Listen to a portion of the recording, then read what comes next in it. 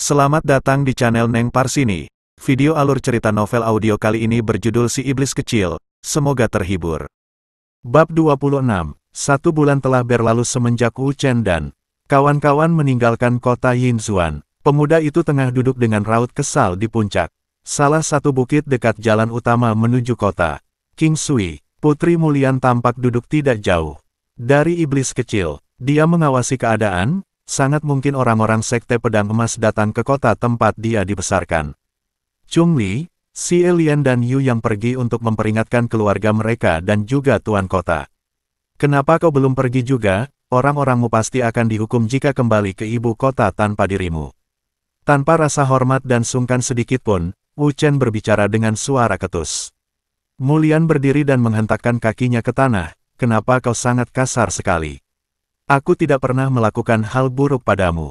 Wu Chen yang mendengar perkataan gadis itu mengangkat alis di balik topengnya, dia tersenyum kecut. Oh, aku baru tahu jika penculikan termasuk suatu perbuatan baik, ejek Wu Chen menatapmu. Lian dengan tatapan sinis. Dua orang itu terus bertengkar hingga Chung Li dan dua orang gadis sampai di puncak bukit yang sama. Melihat mereka berdua, membuat tiga orang itu geleng-geleng kepala. Aku benar-benar terkejut saat Putri Mulian mendadak muncul saat kita keluar dari wilayah kota Yinzuan. Iblis kecil kita benar-benar luar biasa, bahkan mengenal putri dari kekaisaran. Chung Li merasa itu sesuatu yang luar biasa. Terlebih lagi Wu Chen hanyalah kultivator liar yang berasal dari kota pinggiran. Entah apa yang akan dilakukan putri jika dia mengetahui keadaan fisik Wu Chen nantinya. Ujar Si Lian menimpali. Mereka tengah melihat putrimu dengan karakter yang berbeda.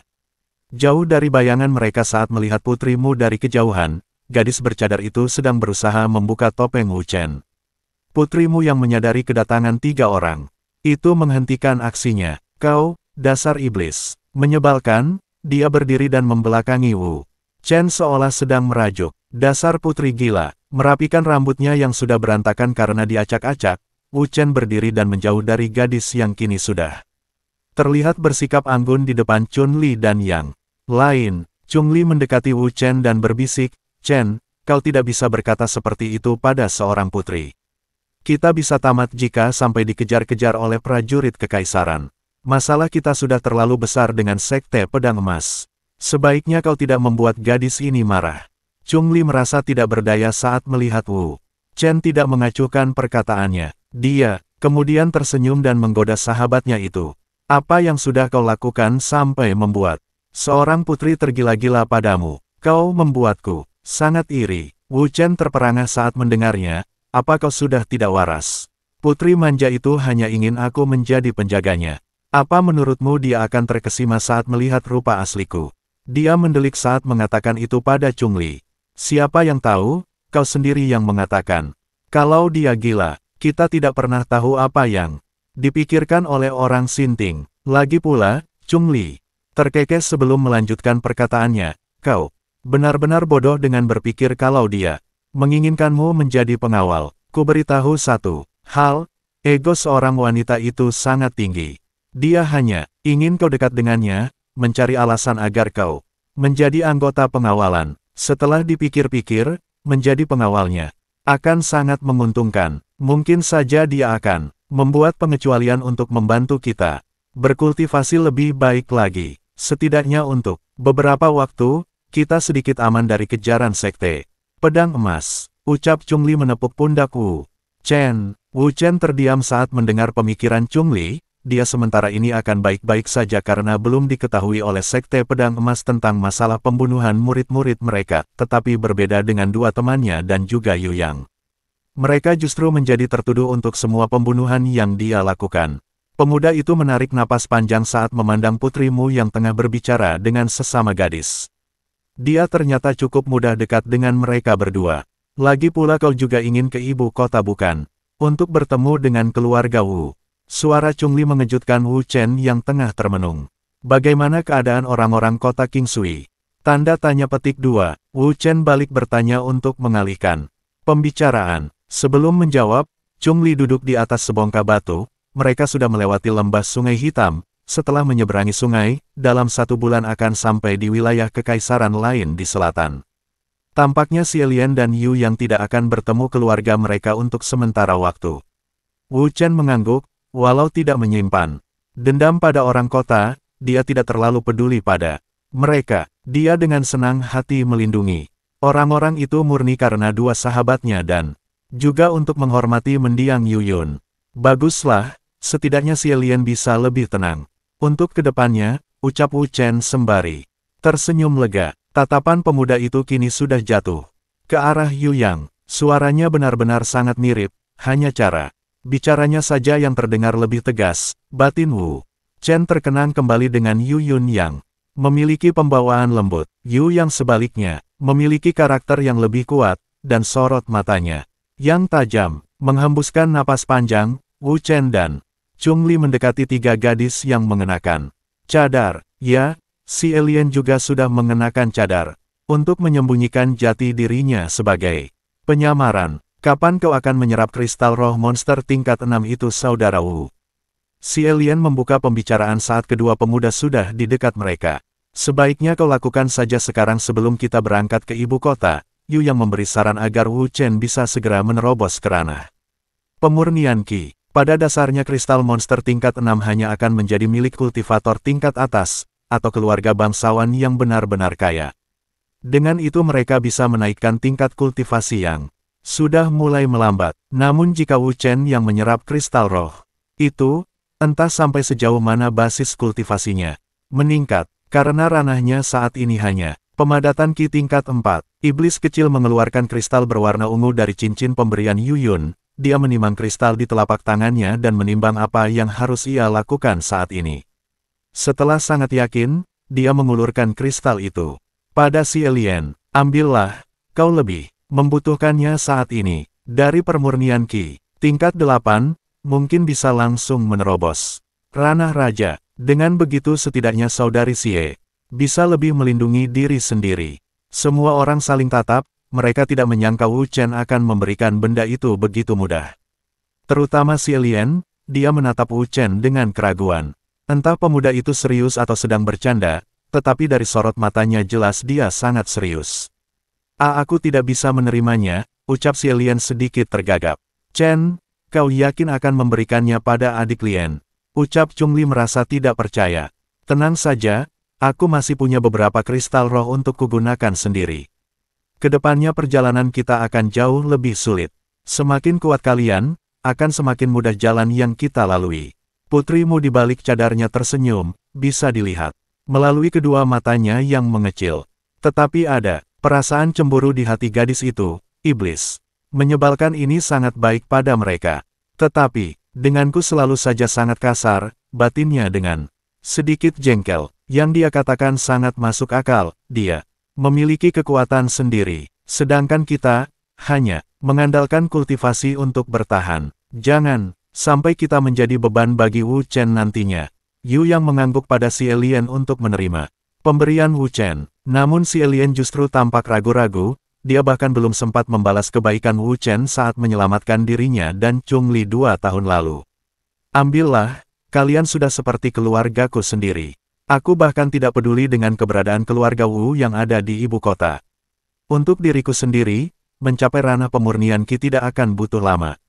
Sekarang aku sudah berada di tingkat 5 pemadatan Qi. Dengan semua sumber daya yang kudapat dari murid Sekte Pedang Emas, itu sudah cukup.